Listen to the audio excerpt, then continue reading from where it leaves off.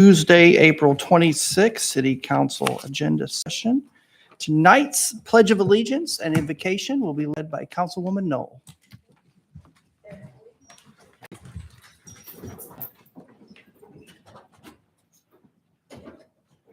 Allegiance to the flag of the United States of America and to the republic for which it stands, one nation, under God, indivisible, with liberty and justice for all.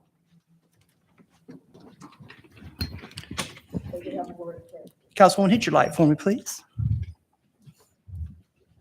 Thank you, ma'am. May we have a word of prayer? Bow your heads, please. Heavenly Father, we come to you this evening asking for your guidance, wisdom, and support as we begin this meeting. Help us engage in meaningful discussions, allow us to grow closer as a group, and nurture the bonds of community. These words we ask in thy name. Amen. Amen. Thank you, Councilwoman Knoll. We have no presentation this evening, so I will move on to our approval of the minutes. I do have a motion for approval on the minutes. Any objection to those minutes? They will stand. Thank you. Madam Clerk, we have ordinances on final reading under planning A and B. I'd like to take those as a group if there's no objection from council. Thank you. A and B, please. Item A, an ordinance to amend Chattanooga City Code, Part 2, Chapter 38 zoning ordinance so as to rezone 3 unaddressed properties in the 1200 block of North Holsclaw Avenue from R4 Special Zone to UGC Urban General Commercial Zone, subject to certain conditions. Item B, an ordinance to amend Chattanooga City Code, Part 2, Chapter 38 zoning ordinance so as to rezone property located at 1501 East 18th Street from R2 residential zone to RTZ residential townhouse zero lot line zone, subject to certain conditions. Thank you, Madam Clerk. Councilwoman Knoll, hit your light. Mr. Chair, move to approve. I do have a motion for approval. It has been seconded. And questions, comments? Seeing none, all those in favor say aye. Aye. Opposed? Seeing none, motion carries. Madam Clerk, ordinances on first reading. Item 6A, please. An ordinance reappropriating, reportioning, and redistricting the 9 districts for the city council. Madam Vice Chair Dottley. Move approval. Second. I do have a motion and a second to the motion. Questions, comments? Seeing none, all those in favor say aye. Aye. Opposed? Depose. Yeah, one opposed. I have, hold one second. Councilman Hester, I see your light. Okay, there's a question. There's a lot of folks out there concerned. Did we have adequate amount of time? Did we investigate this thoroughly? And it's just folks are concerned about this redistricting. Now it's going to impact their lives for the next few years. So it doesn't go in effect till 3 years from now. So I asked my colleague, did we give them adequate amount of time? Did we do what was necessary in order to inform the public of this process? Madam Chair. Councilman, is that a question directed? That's a question directly to our chair. Right. Dr. Burrs, would you care to respond? Sure. If you'll hit your light for me. We went through the whole process beginning, several months ago. There was proper following of the process. And in my opinion, I'm only one of 9. There was adequate notice and adequate process. You were part of it, sir. I guess I could ask you the same thing, but yeah, you were on the original committee. Okay. Councilwoman Coonrod, I see your light. Thank you, Chair. I just wanted to make sure that you knew that I was against it. I didn't vote for it, so I opposed it. And the reason I'm not sure the same sentiments as Ike has, shared, like I think that it was kind of rushed. We've had different variations of this map, and with limited time to even go to our community to say, just recently, we had some significant changes. that affected 8, 9, and 7. So, no engagement was able to take place. It wasn't public for our community to come voice their concerns about it. Originally, the redistricting process started out as, we want to keep communities together. But there are several communities that are just butchered and have been destroyed totally. And again, and I do understand the push to let's make sure that we keep in line with the perceived law that could be taken out of content, that we should keep at least 3 districts majority Black. And I understand the time frame of then, what that fight was for and what it looked like then. But in the 21st century, it looks a little different. Our communities have changed significantly. And we should be at a point now where we're not just limiting council districts or saying we only would be accepting of 3 majority Black districts. And because we're past that, we've exceeded that. And I think that the numbers reflect that. And I would like to have been presented or seen a district of the redistricting map to be inclusive of all the council people and not just, a committee of 3. I think it's time for us to show if we're going to be one Chattanooga, our council district should reflect one Chattanooga, and it just shouldn't be limited to have 3 majority Black districts. Looking at the data, in my personal opinion, I believe that it puts Black communities at a disadvantage economically because we have our districts are the least invested in when it comes to certain areas, and we're not able to, we're not producing the great fruit that's needed in our communities for us to thrive. And we continue to be, our communities are declining. I'll say that. And we shouldn't just be all grouped to be at 58% or so majority in our districts. I've heavily stated, like I had concerns about 1,400 Black people being removed from Ken Smith district, and I think it should have been looked at differently. I'm not sure why we're in a rush when we got 3 years, at least 2 more to get it done. I think it should take time. Our District 8 seat, we're in transition with our District 8 seat. We started the process, then we didn't have anyone in the seat, then we appointed somebody to be in the seat, and there's going to be an election. And I don't think that it will be fair to whomever gets elected to the District 8 seat to not have the opportunity to go to the community to hear their concerns. It's not fair to the current appointed person to have to be rushed into the process because it had already started. But again, those are just my personal opinions. I think I would absolutely love for the council to, delay this vote and we really think about redoing it as an entire council together. Thank you for your comments. I'm seeing no other lights. We did have a motion on the floor with a second. Madam Clerk, I'm sensing opposition. Can we do a roll call vote, please? Yes. Councilwoman Coonrod? Councilwoman Knoll? Yes. Councilwoman Burrs? Yes. Councilman Hester? No. Councilman Smith? Yes. Councilwoman Hill? Yes. Councilman Henderson? Yes. Vice Chair Dudley? Yes. Chairman Ledford? Yes. That's 7 yes. 7 yeses, 2 nays. Motion passes. Next, resolutions, council office, item 7A, please. A resolution confirming the city council's reappointment of Richard Johnson to the Health, Educational, and Housing Facility Board with a term expiration of April 26, 2028 for District 6. Dr. Burrs. I do have a motion. I do have a second. Questions, comments? Seeing none, all those in favor say aye. Opposed? Motion carries. Madam Clerk, 7B and C will take as a group under economic development, please, with no objection. Item B, a resolution authorizing mayor, his designee, to enter into an agreement to exercise option to renew with the Forgotten Child Fund, Inc.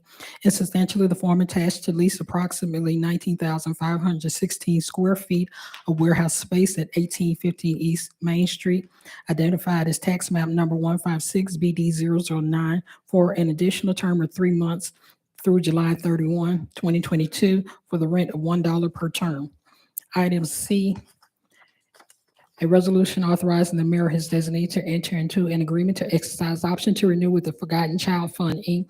in substantially the form attached to lease approximately 1,142 square feet of office space at 1715 East Main Street, identified as tax map number 156BD011 for an additional term of 3 months through July 31, 2022, for the rent of $1 per term.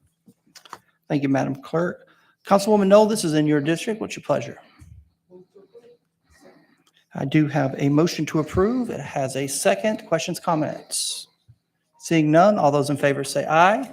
Opposed? Motion carries. Madam Clerk, under Public Works and Parks, Public Works, item D, E, F, and G, with no objection from the council, would you take as a group, please? Item D, a resolution authorizing the administrator for the Department of Public Works to approve change order number 1 with Vega Corporation of Tennessee of Chattanooga, Tennessee for contract number R20018-201, some of the softball complex fire detection for a new contract amount of $157,680 for an increase of $106,180 with a contingency amount of $5,100 for the contract total amount of $162,680. Item E, a resolution authorizing the administrator for the Department of Public Works to approve change order number 2 final with Thomas Brothers Construction Company, Inc. of Hickson, Tennessee for contract number R15002-202, Sturchy Farm Phase 2 for an increase of $24,150 for reconciliation of unit items for a contract total amount of $334,289.95.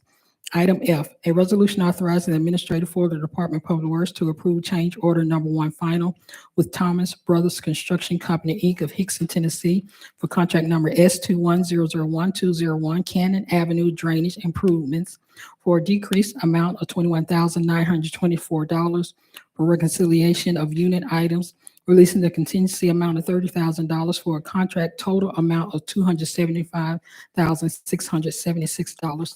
And item G, a resolution authorizing the administrator for the Department of Public Works to approve change order number 1 final with Foam Creek, Inc.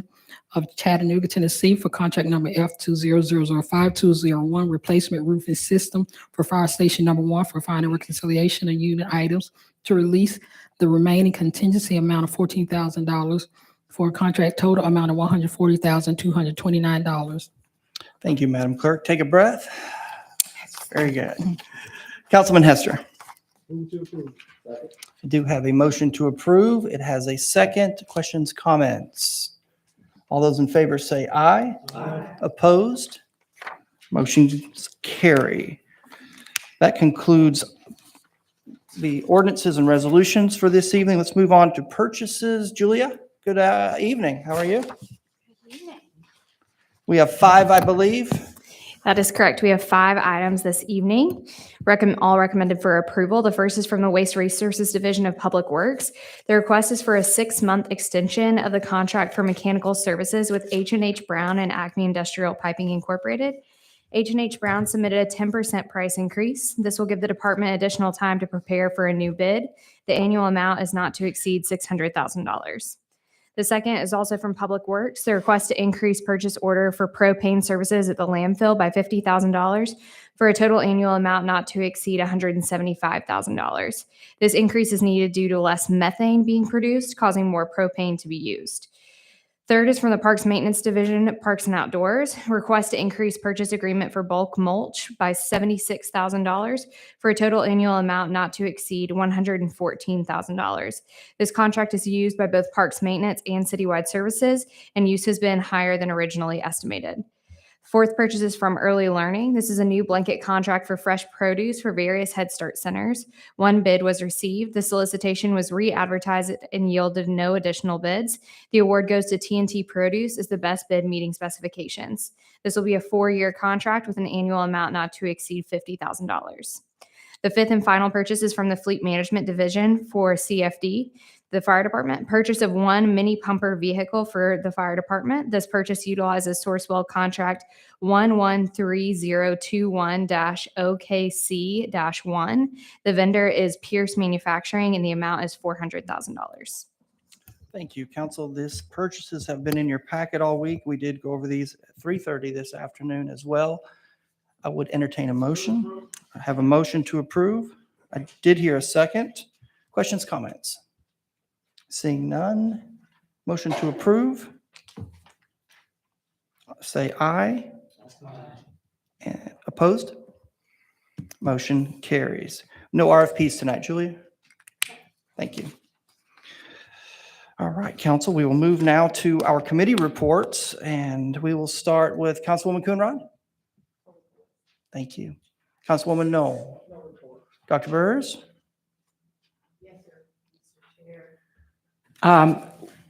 We start the budget process on May 10th. That's when the budget will be handed out. We will see it for the first time, and it will also be put online. On the 17th, we will have a everything is public. All of these are public hearings. On May 17th, we will have an education session on the operating budget. On the 23rd, the capital budget plus any outstanding issues. May 30th will be public input at council meeting at 6 o'clock. And then first and second readings follow that on the 6th and the 13th. All of this will be online as well, Nicole, so that anybody that wants to check those dates can. We put in extra time, so it's subject to more discussion should any council member wish. Thank you, Mr. Chair. Thank you, and thank you for building in that extra time for questions and concerns regarding our budget. Nicole, can I ask a quick question? When will that be online for everyone to see? That will be up. I'll post it tonight. Tonight? So everyone should be able to see it. Thank you, Madam Clerk. Mhm. So if you're following along, please check the website for information this evening. Madam Vice Chair, committee report? No report. Councilman Henderson.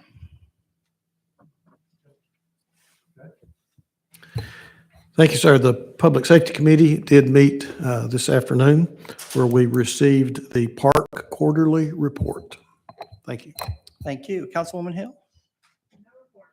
Councilman Smith? No problem, Mr. Chair. Councilman Hester? All right, that concludes our committee reports.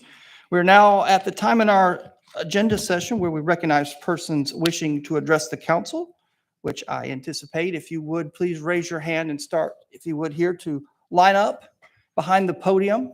And while you're coming to the podium, I would ask Madam Attorney to read our rules. And she would do that now. We'll start in just a moment. All right. Excuse me. All speakers wishing to address council need to line up here and wait until you are recognized by the chairman. Please address the council only upon matters within the legislative and quasi-judicial authority of the council, and we will ask you to limit your time to 3 minutes unless you're given additional time. Okay, thank you. We do have our first speaker at the podium. Good evening, sir. You have 3 minutes. Would you state your name and your district, please? Tom Hazlett. Do you know your district? It's Miss Hill's district. District 2. Tom Hazlett, Council and Mr. Chair, appreciate the chance to speak to you. I'm here speaking for Jim and Pauline Martin, who are here with me. The purpose is to bring to council's attention the city's policy of individual citizens being responsible for lateral sewer line repairs that occur within a city right-of-way and in fact under a city street, where the cost of repair includes tearing up and restoring the street. The Martins live at 1320 Terry Lane in Hickson, a home on a cul-de-sac off Norcross, which they purchased in 1970. Recently, their lateral sewer line was in need of repair, which they did repair to the cost of about $5,600. They later discovered that there also is a break where the line joins the sewer main in the right-of-way and under the road. The road is partially collapsed from erosion. We do not know whether the breakage is due to their line aging or a sinking sewer main, or due to the weight of the road and traffic for 50-plus years. The city has informed the Martins that this repair too is their responsibility, including street demo and restoration, and the estimated cost by a city-approved contractor is $60,000. The Martins are surprised to learn that citizens bear the cost of lateral line repairs that are needed under city streets, and they were stunned by the cost. Mr. Martin retired from Provident 27 years ago. Mrs. Martin is a long since retired third grade public school teacher. In fact, she was my third grade teacher. They did not anticipate repairing city streets at this stage in their life. The Martins are here to ask council if there is a more equitable way to allocate this cost as between them and the city. And regardless, the Martins think that it may be helpful to council and to other citizens who might face this situation to clearly identify in a public meeting the current policy on lateral lines within city rights of way, how that's applied, and what the actual impact is on individual citizens. We're grateful for the opportunity to address council on this. Mr. Martin, I think, wants to make a comment or two also, and he has pictures, which if I may approach the clerk, I will hand to her while he speaks. Tell you what, Tom, can you hand them to Councilwoman Coonrod? Might be the shorter path there. Thank you, sir. Thank you for having us tonight. First of all, I want to thank Councilwoman Jenny Hill, as well as Public Works employees Sandy Barbie, Kimberly Strong, and Sean Wade for their help in making this meeting possible. After Mr. Hazlett's very brief description of the problem, our concerns and questions to you are, why doesn't Chattanooga Public Works operate like the Hickson Utility District, who assumes responsibility for repairs from their main line to the homeowner's water meter, after which the homeowner assumes responsibility from the meter to the house? And secondly, why should we be responsible for fixing damage to city property which we did not cause nor over which we have any control? It's the opinion of B&B Plumbing that the break in the lateral line was caused by the main line sinking and pulling my lateral line down with it. I apologize, sir. We're past the 3 minutes. Tried to let you go as long as I possibly could. Oh, okay. Thank you very much. And I do have a light. Would you like, we have a request from a council member to extend time. So Okay. thank you very much. Yes, I will make it brief. I guess in summation, if you were in my shoes, could you honestly think that our city code is fair? And would you be willing to pay almost $60,000 to repair property that you don't even own? If not, I ask you to please make some allowances to resolve this situation more equitably. And after 4 months of extremely limited sewer service, we're desperately looking for some help for somebody. Understood. Thank you so much. Thank you. And thank you for coming down and sharing that with us. I know that Councilwoman Hill has been meeting with you and conversations are ongoing. Great, thank you. Councilman, did you still need your light? Please, sir. So I just wanted to address Mr. Martin. I share your concern, and I've had this incident happen to two individuals in my district within the past year. I have started working with the administration to put together an ordinance that would address this very situation. It's my belief that anything under our rights of way should be taken care of by the city of Chattanooga. So hopefully we'll be bringing an ordinance very soon to this council to consider about the city taking care of everything under their right of way, and then the homeowner bearing the responsibility for anything on their property. I did have a brief conversation with Councilwoman Hill and shared with her the process that we took when this happened in my district. We asked the homeowner to uncover the sewer lateral and let the plumbing inspector come out and take a look at what he feels like maybe could have caused the problem. and then write up a report. I don't know how far you are in the process, but that's what I would recommend to you. Yeah, we have not started any excavation yet, Okay. digging up. Hey, Chief, do you mind getting with Mr. Martin after this and let's kind of walk him through the process that we've done with others? Okay, thank you. Thank you, sir. Thank you. Thank you, Councilman Henderson. Hey, Hi, good evening. guys. It's Megan Godfrey again. I'm just going to sit here and have a moment of silence for our friends that live without homes. Yes, ma'am.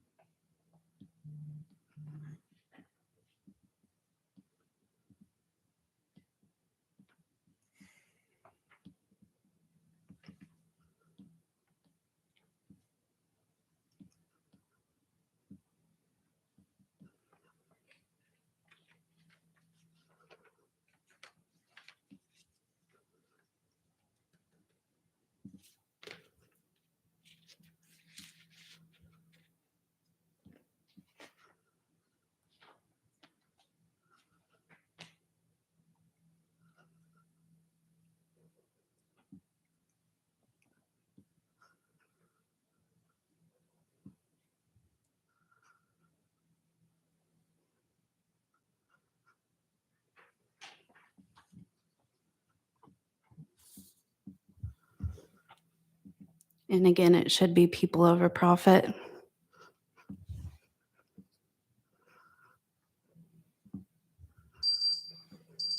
Thank you, Megan. Yes, sir. Good evening. Hello, sir. Thank you for your time. Joshua Capellas here. I'm an advocate for unsheltered people in this city who are citizens of this community. A lot of people in this town care a lot about a lot of other people they've never met. I've met a lot of people this morning I've never met. And I've never met a lot of people whom I think I've met. And I know deep in everyone's hearts that we all care, and we're here for a reason because of matters that are important to us, regardless of what they are. But God instills in us the ability to love, but he didn't give us the ability to calculate what that looks like from a mathematical standpoint or a scientific standpoint. If you were to ask a mother what it's like to love her newborn baby as it lays on her chest after she carried it for 9 months, what is that? I have seen the most beautiful expressions of love in a matter of moments unfold before my eyes. And I, as a father of 4 boys, have witnessed that 4 times. And I can't tell you what it's like to be helpless as a man, a father, as a human being. I can stand by and watch a woman incubate a baby and become a perfect person in the eyes of God. But in the eyes of man, sometimes it's not always that way. And from what I've learned in the Bible, my Constitution, and the people that have come before me, and my own consciousness that I've developed sometimes alone in the woods where I prefer to be, I've found that there's no lack of love out there on the streets. I've found the most humble people in the world out here, less than a half a mile away. I find myself here pouring my heart out, my words, my mind, every resource I can think of. 17 years ago, I was prepared to give my life in the military for any one of you in this community, across the country and across the world, to maintain an order of peace and a presence and a sense of humanity. We're all made in the image of God, and it doesn't matter what color or creed we come from, what sins we've committed, or our prestigious titles, or anything other than that. We're all equal. We're all in this together, and everyone in the Bible was here for a lifetime. And those people on their phones right now and on Twitter who attack me, I've worn this silly jumpsuit because I'm going to ask you, would you prefer me to be in a business suit or a prison suit? Because I've got this heavy chain around my neck, which is not comfortable, and neither is the tie that's choking me. I don't prefer either one. I prefer to help you. I prefer to smash my fingers with hammers and bleed for the people that I care most. I love these people, and I can't not love them. And when I lay down at night, two things weigh on me. One is, what can I do tomorrow, and did I do enough today? And I hope that you can hear me and hear my heart. I love all of you in this room, and I will continue to love my friends, and I want you to help me as best I can. Thank you. Thank you, Josh. Good evening. Good evening. Jackie Simpson, District 9. I think. I'm going to piggyback off of Councilwoman Coonrod. I come down to speak on behalf of the community watchers.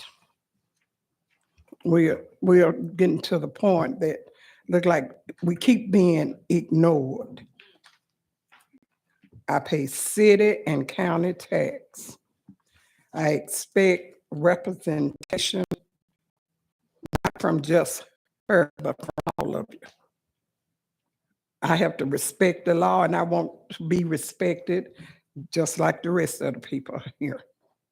Now, you pass the law that the district is going to stand.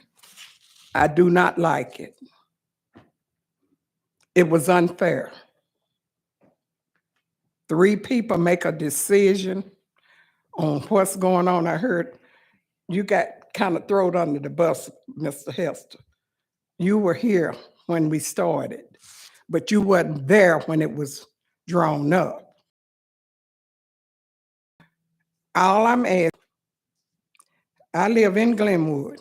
I live on the east side of Glenwood. I'm in District 9. The west side, that's right across the street, vote in District 8. You can't even split a street to satisfy who, I don't know. But it's not right. That's why it was asked to be re-looked at it again. I know everything cannot stay the same, but y'all cannot just keep doing what you're doing. Now, I see you. I see exactly what's going on, but I'm just an everyday person. But I do vote. Thank you. Thank you, Ms. Jackie. Sam?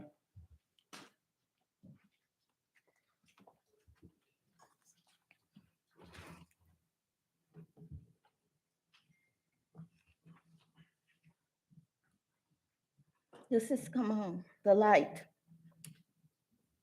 Ma'am? Nope, doesn't work.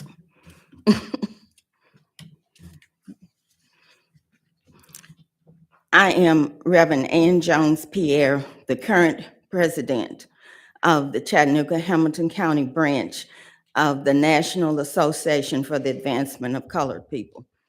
We are the premier civil rights organization in the United States of America.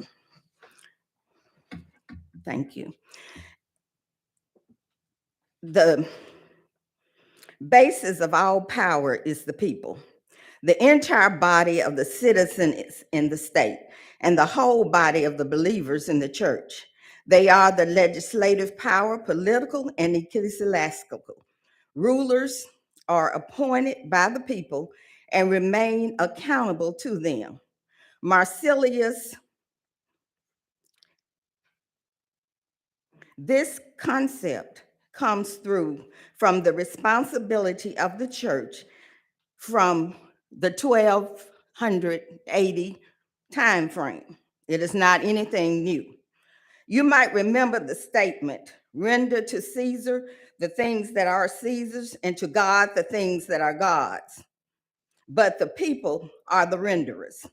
The NAACP stands through me tonight as the current president of the Chattanooga Hamilton County branch with respect and disappointment that this body chose to ignore the people and make a decision that strips the people you represent of any power that is theirs by virtue of their citizenship.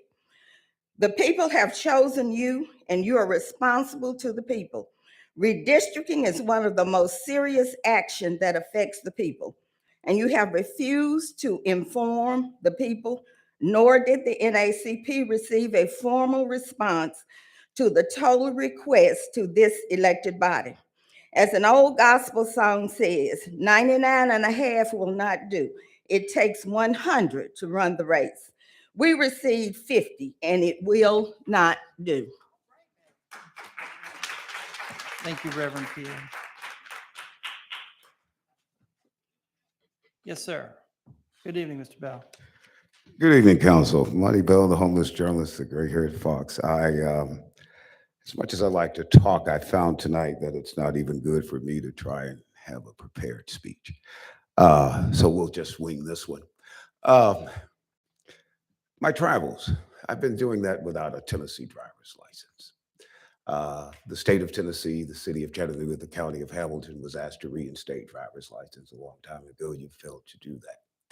But in my travel back home, and it was a dreadful ride to get here, I came through Franklin, Tennessee, where we're trying to find this Jenny Parker, the person that you have over my legal matters that's preventing me from suing you for the $100 billion that we're entitled to. You're $48 billion past due. But in my return, I was asked to stop in another county that's under the umbrella of our counties here, and it was a place called Rutherford County, where we have a judge there by the name of Donna Davenport that's arresting Black children. Just this past year, she arrested 11 Black kids, drug them out of school, and held them in a juvenile detention facilities for crimes that doesn't. You owe us a lot. I am dreading being back here because each time I come to the city council, it behooves me to look at this panel, knowing that while I was being robbed of an education at the University of Tennessee at Chattanooga, as well as Chattanooga State Technical Community College, my dear friend by the name of Lorenzo Irving said in no uncertain terms, Monty, I've got to change this form of government. This is his panel, and he's received service zero, just like I. So I'm back. I want to deal with $100 million that this Tim Kelly mayor said that he has for the homeless.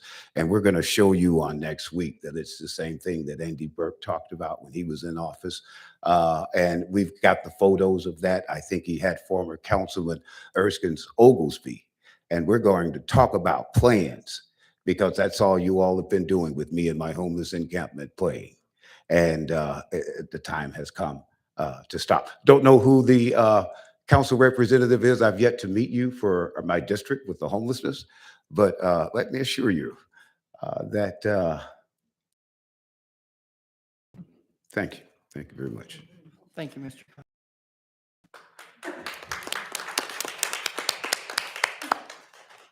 Good evening. Good evening, council and fellow citizens. I just have basically, I'm here in support of, in support of the. I'm sorry, can I get your name? Oh, I'm sorry. I apologize. Melva Shepard-Moore. Very good, thank you. Okay, apologize for that. But I'm here, you're very welcome, in support and of I'm here with the community watchers and in support of them as well. I just have 3 questions, basically. And the first question, and it's all related to the voting, the zoning, and everything. The first question is, are you all aware of redlining?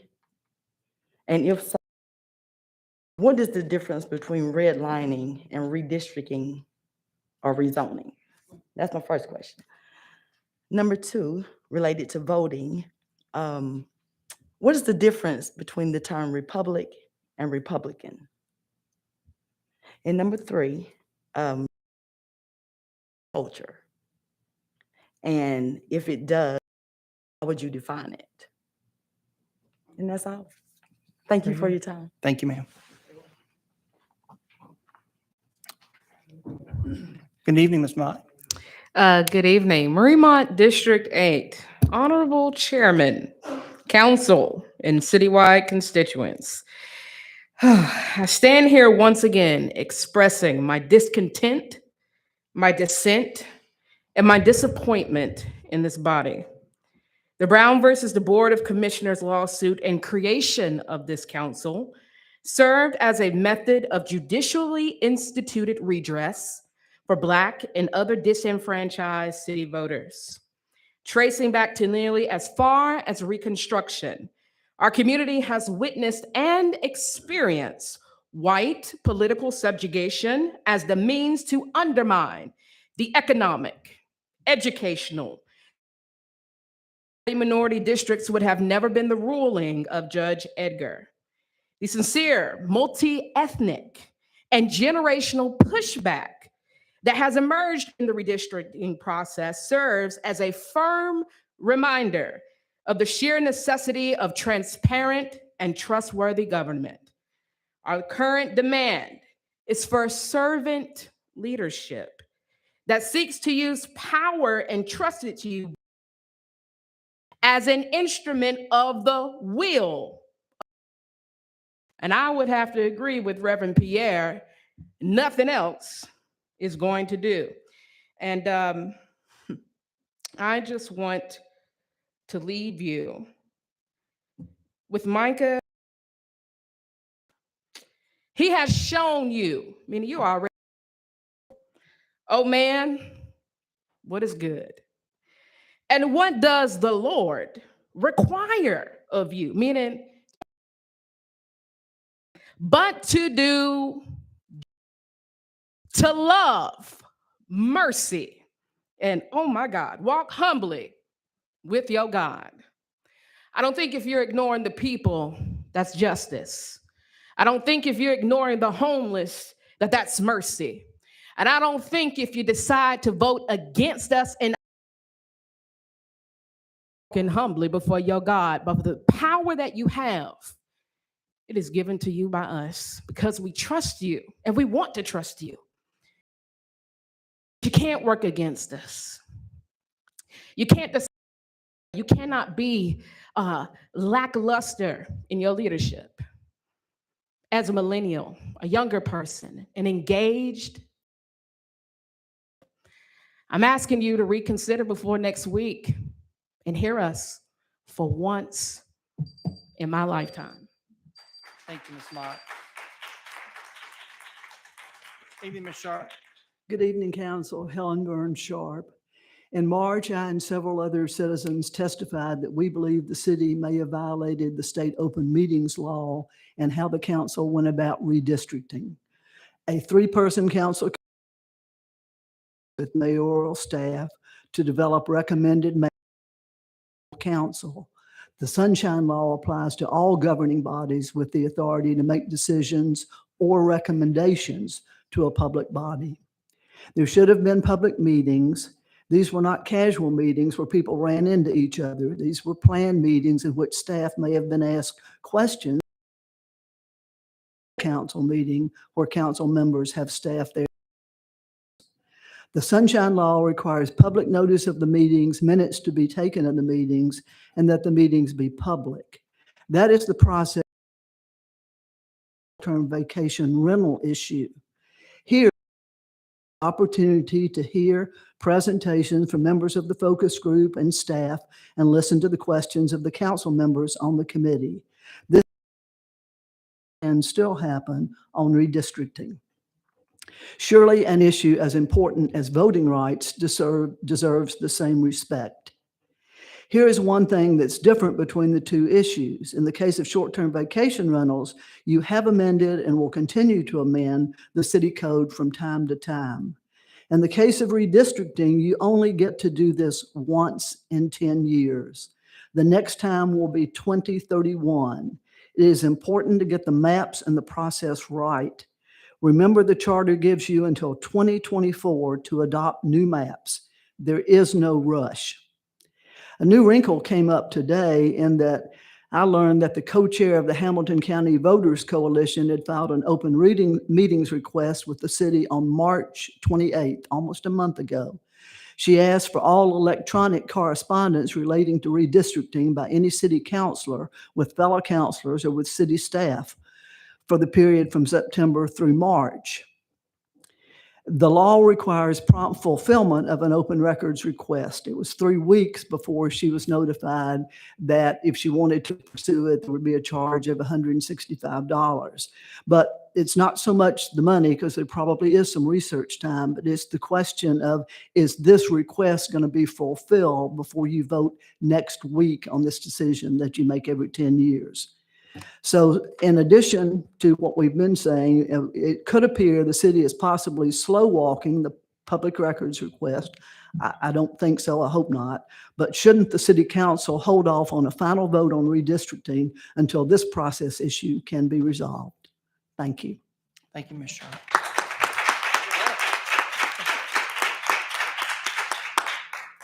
Thank you for your comments this evening. Anyone else wishing to address the council this evening? Council, I am seeing no other persons wishing to address the council. We are adjourned.